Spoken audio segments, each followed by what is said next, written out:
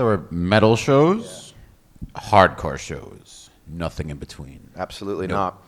In my group of friends, if you were at a show and a long hair came in, it was like the whole club was like, Let's beat that dude up. Who's this kid? You know, and vice versa. I would go to the local thrash show, you know, with my shaved head and my combat boots, and people were like, who is this guy? So, you know, that's kind of the roots of metalcore, is the two scenes finally coming together in the early Combining 90s. Yeah. peanut butter with chocolate. Yeah, exactly. And you had bands that, you know, hardcore bands citing Slayer as an influence as opposed to, you know, the punk rock stuff. And bands that were considered hardcore were starting to riff like metal bands. And that's when me and Adam were like, oh, there's something to that. And he was in a band called Aftershock. I was in a band called Corinne. I was wicked fat. He was a pretty big guy, and he played a Strat, right? Yeah, American So can Strat. imagine like a big dude with blonde spiky hair and a Strat, just like stomping on the ground. Like, Poor fashion choices Yeah. as well. But he just looked really angry. And I remember we invited his band down for a hardcore matinee on a Sunday, and I remember watching Aftershock and just being everyone was cool, but it was like that one guy. I was like, who is this guy? He's crazy. And then he gets off stage. He's like, hey, dude, I'm Adam D. What's up? I don't use the D. I don't. What? I say Adam. Let's just. They know you as Adam D. So I'm afraid. I'm Adam D. No. Hey, dude, I'm Jesse Leach. And we became fast friends after that.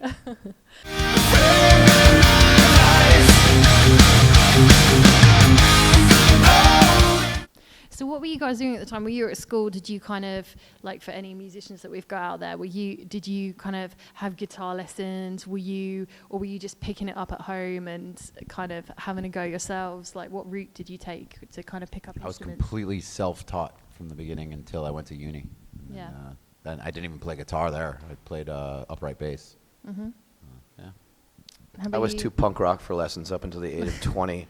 When I damaged my voice, and I was like, oh, maybe there's something to knowing how to use your Then you instrument. quit the band. Yeah. Your stupid broken voice. That's actually very true, though. I just didn't know how to use it. I mean, doing the kind of music that we do, you have to know what you're doing. So I actually broke down and got a few lessons, and from that, just self-taught from the lessons. So I was properly researching my voice, as opposed to just denying it and trying to be a badass.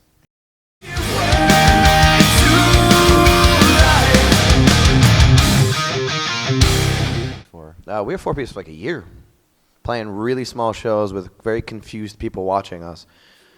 It's true. One of those persons was me. Yeah. And then you know, we started to get comfortable with each other, and then the Viking helmet, the infamous Viking helmet was busted out, where Adam would set up his drums and then all of a sudden put on this little Viking helmet with these braids, and he had a whistle around his neck that he used to wear. Whistle. And all of us were just mortified, like, what is going on here? And he started using the whistle for like breakdown parts and blast beats. It wasn't mic'd. No, but it was. I mean, we're playing small clubs. It doesn't matter if it's Mike. He's still here. But eventually, you know, he'd get a chuckle out of us. So he was like, "Oh, you guys think that's funny?" So he continued to do it. And then I like the story you told the other day about the sign. Tell him about the sign. The stop. The best part about the whistle though is when I'd try to put, like blow in it during blast beats, so like really fast sections, and I'd like start running out of breath. I was like, Again, confused people in the audience, like, what is it? No, he's talking about we played this small club in Maine, and it was like a recreation center or something. And it had a bunch of stupid props or whatever. Wasn't that with Unearth? I think so. Yeah. A bunch of crap lying around, and I was playing drums at the time. And right behind my drum set, there was one of those crossing guard signs where it's one side says stop and the other one says go. So in between songs, I stopped playing drums, hold up the sign and say stop. And then he'd intro the song, all right, well, Killswitch Engage, this next song is blah, blah, blah. And then you turn around, go. And then begin the song. It's fun. The antics started early on, yeah. And yep, we put all of our faith into you.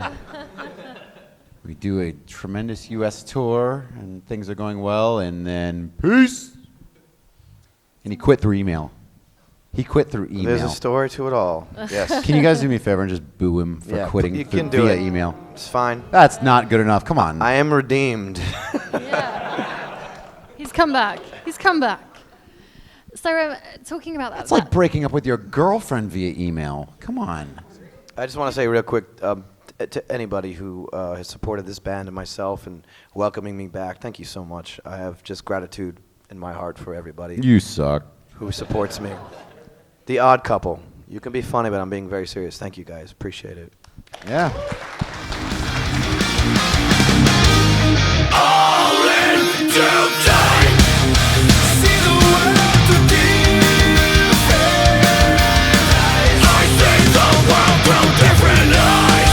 All in today. The shadows will give way.